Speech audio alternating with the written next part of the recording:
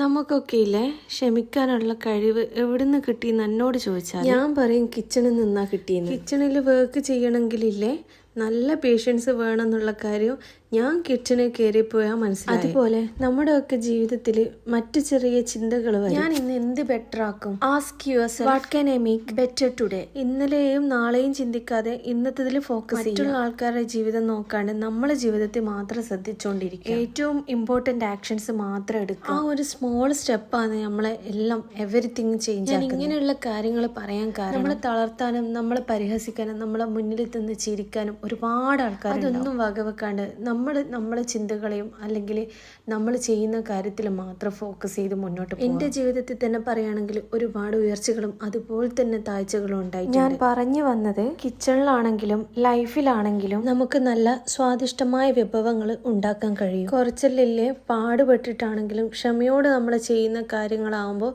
നമ്മുടെ ലൈഫിൽ പോസിറ്റീവായിട്ട്.